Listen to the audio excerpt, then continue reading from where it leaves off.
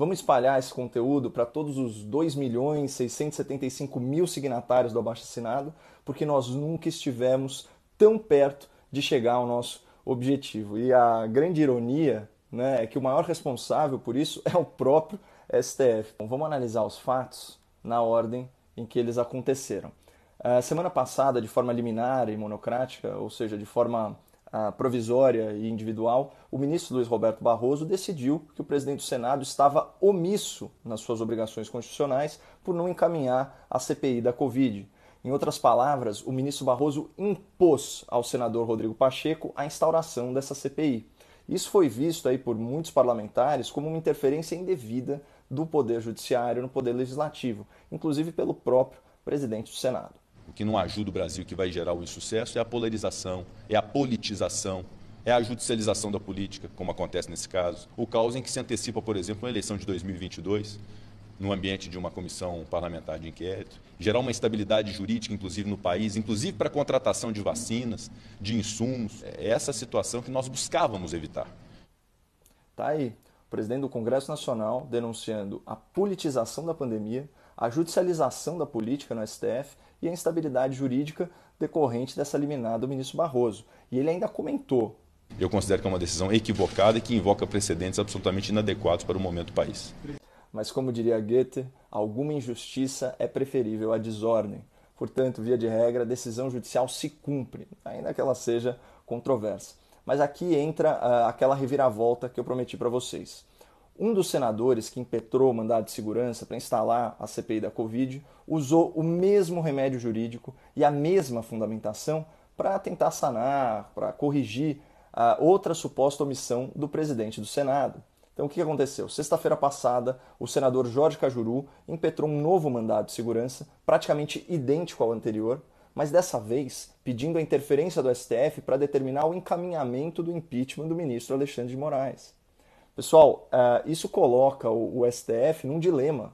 Ou o Supremo é coerente e obriga o senador Pacheco a encaminhar tanto a CPI da Covid quanto o impeachment do ministro Alexandre, ou o Supremo cairá em flagrante contradição e será visto aí como um tribunal partidário, corporativista e casuísta.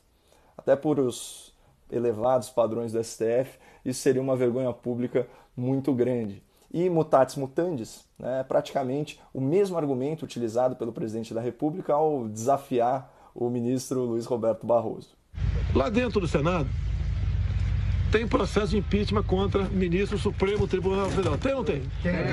Eu quero saber se o Barroso vai ter coragem moral de mandar instalar essa CPI, esse processo de impeachment também. Pelo que me parece, falta coragem moral para o Barroso e sobra ativismo judicial. Já que nós falamos no presidente Bolsonaro, não dá para ignorar a polêmica ligação telefônica entre ele e o senador Jorge Cajuru. Quem acompanha o meu trabalho sabe que eu sou totalmente avesso à publicação de conversas privadas sem a devida autorização das partes. Mas aqui a gente tem um conflito de versões. O senador afirma que houve mútuo consentimento nessa divulgação e o presidente nega. De qualquer forma, a conversa foi confirmada por ambos, né, e já se tornou um fato de domínio público. Por isso, eu me sinto à vontade para reproduzir trechos desse diálogo que dizem respeito ao tema desse vídeo. E, obviamente, por se tratar de uma conversa muito longa, eu fiz uma pequena edição respeitando a ordem e o contexto das falas. Na real, a sequência que eu selecionei tem só um corte que eu vou sinalizar para vocês. Mas antes, eu quero chamar a atenção para dois aspectos desse áudio. Primeiro, o presidente Bolsonaro se manifesta favoravelmente à ampliação da CPI da Covid para que ela também apure a conduta de estados e municípios na pandemia. E segundo aspecto relevante, pela primeira vez nós temos acesso à opinião pessoal do presidente da República sobre o encaminhamento do impeachment do ministro do STF no Senado. Vejam aqui. Você tem que fazer de um limão uma limonada. Por enquanto, é o limão que está aí. Está para ser uma limonada. Pô, tem que, eu acho que você já fez alguma coisa, tem que peticionar o Supremo para botar em pauta o impeachment também. E o que eu fiz?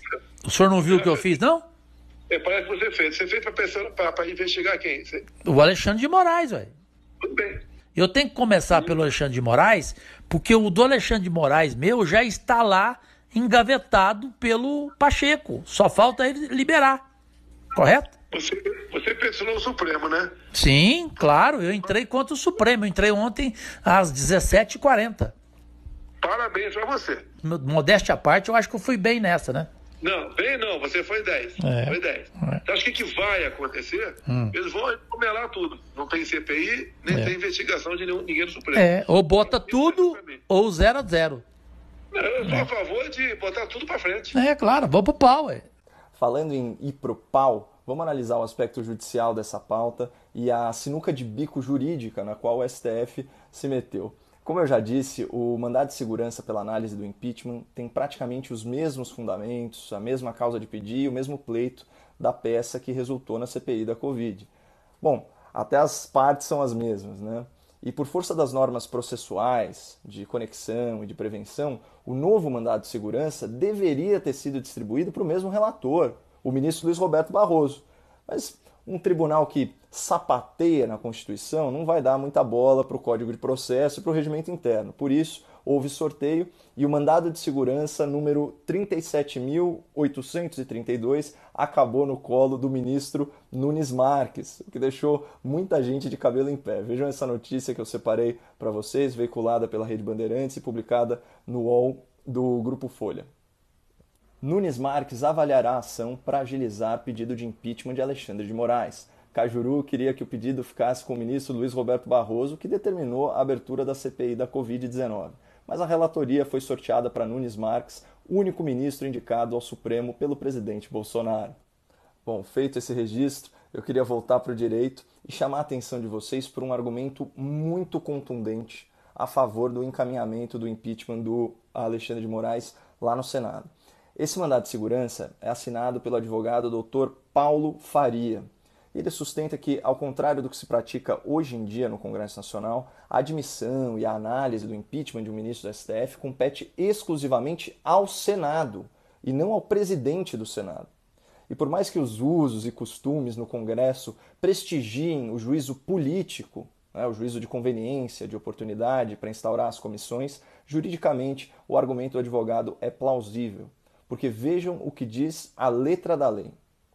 Constituição Federal, artigo 52, inciso 2. Compete privativamente ao Senado Federal processar e julgar os ministros do Supremo Tribunal Federal nos crimes de responsabilidade.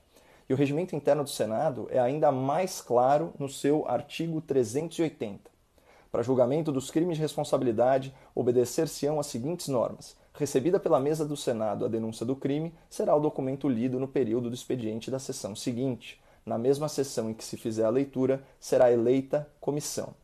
Lembrando que o nosso abaixo-assinado pela análise do impeachment do ministro Alexandre de Moraes peticiona que senadores investigados ou processados no âmbito do STF não sejam eleitos para essa comissão especial. Isso para garantir maior imparcialidade do processo. Mas enfim, percebam que as normas da Constituição e do regimento interno sequer mencionam a figura do presidente do Senado no trâmite de um impeachment de um ministro do Supremo. Portanto, a omissão do senador Rodrigo Pacheco, nesse caso, é gravíssima e pode, inclusive, configurar obstrução aos trabalhos legislativos e ao devido processo legal. É coisa séria. E aqui eu me endereço diretamente ao presidente do Senado. O senhor não percebe que quanto maior for a sua covardia política, maior será a interferência do STF no legislativo? Reaja, senador. Paute o impeachment do ministro Alexandre de Moraes, alegando as mesmas razões que fundamentaram a decisão liminar do ministro Barroso sobre a CPI da Covid. Aliás, numa sinalização muito clara de afobação, até de desespero, o julgamento do plenário do STF sobre a instalação da CPI foi antecipado para essa quarta-feira. E fica a dúvida, será que os Supremos vão confirmar a interferência no Senado? O que daria aí força jurídica e força política para o impeachment do ministro Alexandre de Moraes? Ou será que o tribunal vai fazer uma retirada estratégica voltando para o seu quadrado constitucional? Bom, assim que os acontecimentos se desenrolarem, eu volto a falar com vocês. Mas enquanto isso, por favor, compartilhem o vídeo para nós atualizarmos as pessoas que participaram do nosso abaixo-assinado e para que todos testemunhem mais um episódio da politização do STF. Aliás, uma politização que foi denunciada tanto pelo presidente do Congresso quanto pelo presidente da República. Parece que entre os poderes da democracia, só a grande imprensa permanece mansa e silenciosa sobre esse flagrante desequilíbrio, nas forças das instituições brasileiras. Mas enfim, muito obrigado por compartilharem o vídeo, não percam Esperança no Brasil e fiquem com Deus.